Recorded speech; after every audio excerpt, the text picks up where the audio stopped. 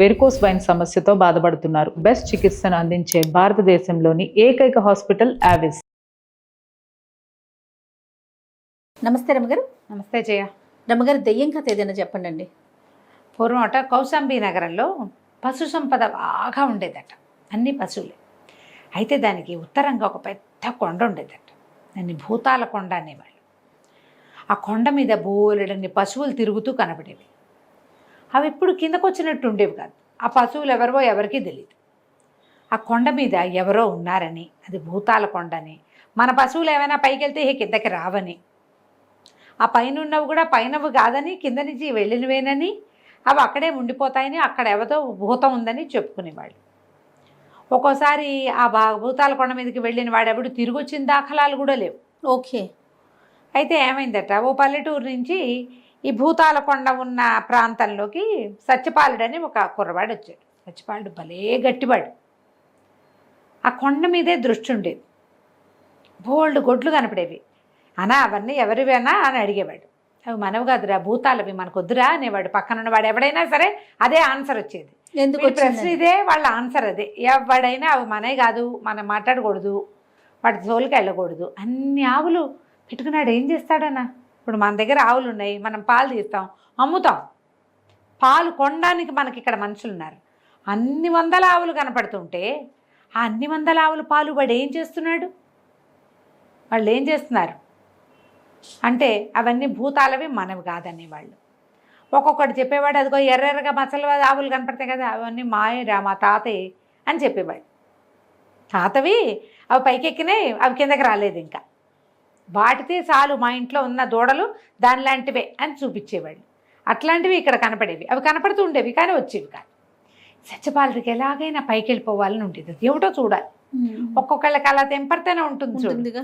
ఊళ్ళో వాళ్ళందరూ ఒరే నువ్వు పొరపాటును కూడా వెళ్ళకురోయ్ అని చెప్పేవాళ్ళు. గొడ్ల కాపర్లు అయితే అసలు నాకు చచ్చిపోతావురా నువ్వు, బతికి వెనక్కి రావు నువ్వంటే కొంచెం దూరం ఎక్కేవాడు. ఎవరొకరే ఎక్కడికి ఎక్కినా దిగు దిగు అని దింపేసేవాడు. అది ఎలపాకానే. ఇప్పుడు మనం ఏం చేస్తాం, మా ఊళ్ళల్లో కూడా చూడు, పిల్లలు ఎవరి పిల్లలు చెరువు వైపుకి వెళ్ళినా దారిపోయే వాళ్ళు ఎవరో ఒకళ్ళు కేకేస్తారు. ఎవర్రా బుడ్డ పిల్లలు దిగుతున్నారు, పదండి పదండి అంతే. ఆ జాగ్రత్త ఉంటుంది. అయితే ఇది ఏమైంది, సత్యపాలుడు ఒకనాడు ఎవరు లేకుండా చూసి కొండెక్కేశాడు. అయితే గొడ్లు తిరుగుతున్నాయి, అవే గొడ్డు ఇతన్ని పట్టించుకోలే. పైకి వెళ్ళేసరికల్లా అక్కడ ఒక గుడిసె కనపడింది. అక్కడ ఏదైనా ఇల్లు బాకిలో ఉంటుందన్న ఇది అసలు లేదు, కింద సమాచారం లేదు. ఎందుకంటే పైకి వెళ్ళిన వాడెవడు కిందకు వచ్చి చెప్పలా, అందరూ వెళ్ళిపోయారు. అదే ఎవరైనా చెప్తే కదా తెలిసేది, ఎవరూ చెప్పలేదు. సరే చూస్తే ఇల్లు బాగుంది, మన మామూలు ఊళ్ళల్లో ఇల్లులాగానే పెద్ద పాక గుడిసె, మరి శుభ్రంగా ఉంది. లోపలికి వెళ్ళాడు. లోపలికి వెళ్తే 4-3 గుండిగలతో అంతంత గిన్నెలతో వంట చేసి పెట్టింది. అన్నం, కూర, పప్పు, పులుసు ఉన్నాయి. అర్థం కాలే. ఒక గుడిసెలో ఒక పక్కనేమో వంట పొయ్యి గీయండి ఇవన్నీ ఉన్నాయి, రెండో పక్కన శుభ్రంగా పక్కేసింది. ఇతను కొండే కలిసిపోయాడు. అన్నం జోలికి వెళ్ళాల, వెళ్ళి మంచం మీద పడుకున్నాడు. బాగా అన్నగా నిద్రపెట్టి, నువ్వు బాగా నడిచి ఎక్కడైనా నడుము వాల్చామంటే ఏమవుతుంది, కాసేపటికి ఎక్కడుంటే అక్కడ నిద్రపోతాం. అదే నిద్రపడి, నిద్ర సుఖమేరు కదంటారు. అదే కదా. హాయిగా నిద్రపోయాడు. కొంచెం మాగనుగా మెలకు వచ్చేసరికి ధన ధన అడుగుల శబ్దం వినపడింది.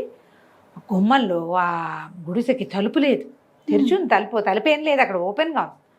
ఆ గుమ్మంలో ఆ గుమ్మానికంటే పొడుగ్గా ఉన్న ఒక భూతంలాగా ఉన్న ఒకడ కనపడ్డాడు. ఓకే. వాడిటా వంగి లోపలికి వచ్చాడు. సత్యపాలుడికేసే చూశాడు. చూసి కంచాలు ఆ గిన్నెల వైపు వెళ్ళిపోయాడు. వెళ్ళిపోయి ఈ పడుకున్న వాడిని ఏమనలా. ఆ పడుకున్నవాడికి కూడా వంట అయిందా అని అడిగాడు. అంటే పడుకున్నవాడికి కూడా అన్నం పెడతాడనమాట. అక్కడి నుంచి గిన్నెలన్నీ చూశాడు.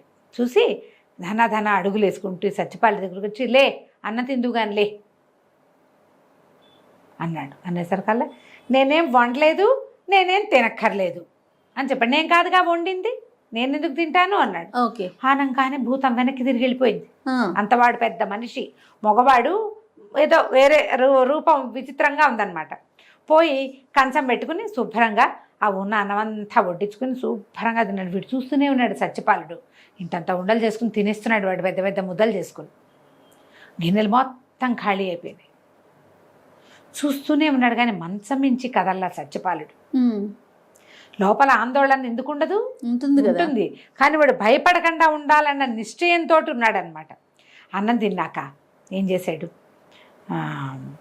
ఇలా ఒక పుచ్చుకు ఒక అటు ఇటు తిరిగి ఒక పెద్ద పలుగు పార తీసుకొచ్చాడు. పడుకున్న జాలు, లేచిరా నా వెనకాల, లేచిరా పద అన్నాడు. అనేసరికి సచ్చిపాళ్ళు లేచి కూర్చున్నాడు.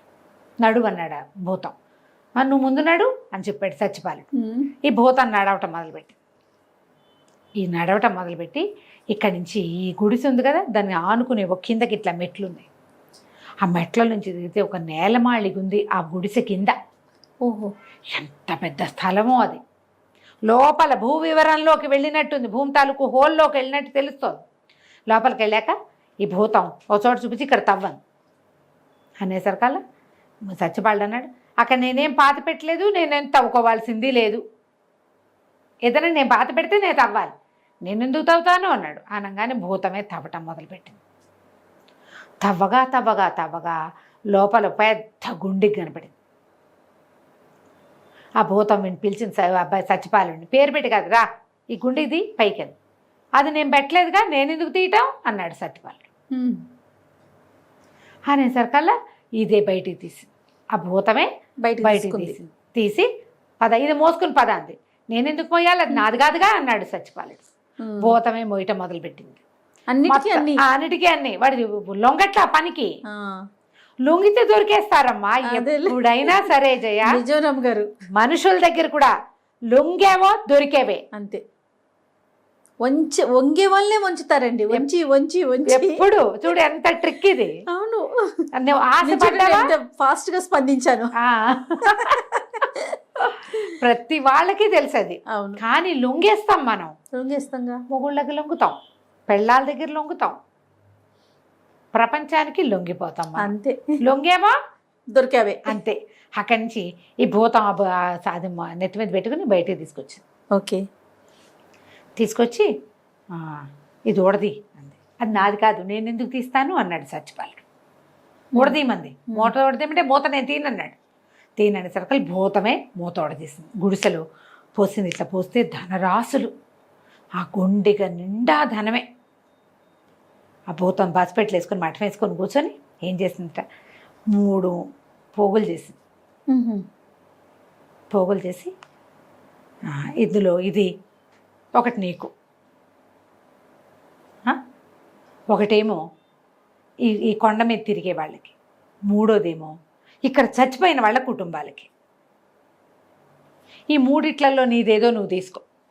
నీది కాంతి తీసుకున్నావా చచ్చావే. అయ్యో రామ. ఇప్పుడు ఏం చేయాలి, 3 పెట్టారు. నువ్వేమనుకున్నావు నాకేం తెలుస్తుంది, తెలియదు కదా. సత్యపాలుడు అదే పనిగా చూశాడు. చూసి దగ్గరికి ఆ మొత్తం ధనమంతా ఒక్క ఉండ చేశాడు. ఇందులో 3వ భాగం నాది అన్నాడు. ఆనంగానే పెద్ద మెరుపు వచ్చింది. ఇప్పుడు ఈ 3 ఇది నాది అంటే తప్పవచ్చు, ఈ మొత్తంలో ఒక బుక్క నాదంటాం సరిపోయింది. చూడు, కర్ర విరగలేదు, పాము చావలేదు. పెద్ద మెరుపు మెరిసి ఈ భూతంలాగా ఉన్నవాడు భయమని తెత్తులు లేచి మంటొచ్చి ఆ మంటలోంచి ఒక ధగధగా మెరుస్తున్న నగలు వేసుకున్న ఒక గంధర్వుడు ప్రత్యక్షమయ్యాట. ఓకే, ప్రత్యక్షమయ్యి, నువ్వెంత తెలివిగలవాడవిరా, ఎక్కడ లొంగినా చచ్చిపోయేవాడివి నువ్వు, చివరికి కూడా నువ్వు తెలివిగానే ఉన్నావు. 3వ వంతు ధనం తీసుకో, ఈ కొండ మీద ఉన్న పశువులన్నీ తీసేసుకో, నీవే, ఆ ధనమంతా నీదే. అయితే కొంత భాగాన్ని ఈ కొండ మీద ఎక్కి చచ్చిపోయిన వాళ్ళ ఉన్నారు కదా కొంతమంది, వాళ్ళ కుటుంబాల వాళ్ళకి పంచిపెట్టు, నీకు మేలు జరుగుతుంది. నీ వల్లే నాకు శాప విమోచనమైంది. శాపం వల్ల కొన్ని 100 సంవత్సరాలుగా ఈ కొండల మీద ఉండిపోయాను నేను. ప్రతివాడికి ఇవన్నీ చెప్తాడు వాడు. తవ్వు అనగానే తవ్వాడో చచ్చాడే అంతే. తవ్వని వాడు గుండెకి చూడంగానే ఆశకి గుండెకి తీస్తారు, చచ్చారు. గుండెకి కూడా తీయని వాడు మోస్తాడు, చస్తాడు. అది కూడా చేయని వాడు డబ్బు చూసేసరికల్లా ఆశపడి చచ్చిపోతాడు. ఎంతమంది ఎన్నిసార్లు వచ్చి చచ్చిపోయారో ఇక్కడికి.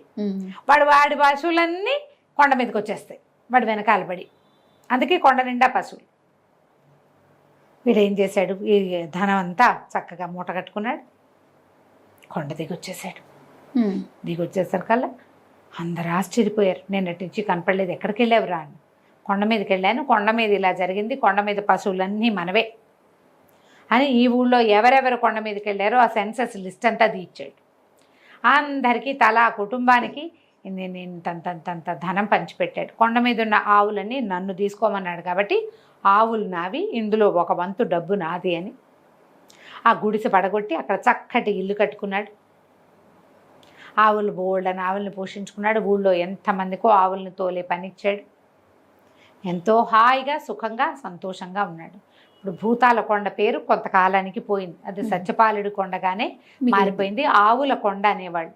ఆ కొండ మీదకి వెళ్ళి మేసిన ఆవులు ఆరోగ్యంగా ఉండేవి. ఎంతో కాలము గంధర్వుడి పాలనలో ఉండటం వల్ల ఒక రకమైన ఔషధ గుణం వచ్చింది అక్కడ. దానివల్ల ఆ పైకి ఎక్కి ఏమైనా ఆవులు మేసినాయి అనుకో, అవి చక్కగా పాలిచ్చేవి, బాగా పాలిచ్చేవి, హాయిగా ఉండేవాళ్ళు. చుట్టుపక్కల ప్రాంతంలో కూడా ఆ భూతాల భయం పోయి అందరూ కొండ మీదకి రాకపోక చేసేవాళ్ళు. సత్యపాలుడు చక్కగా పెళ్లి చేసుకున్నాడు. ఎంతో కాలం ఆ కొండ మీద హాయిగా ఉన్నాడు. కథ కంచికి మనం ఇంటికి. రైట్. నమస్తే. నమస్తే.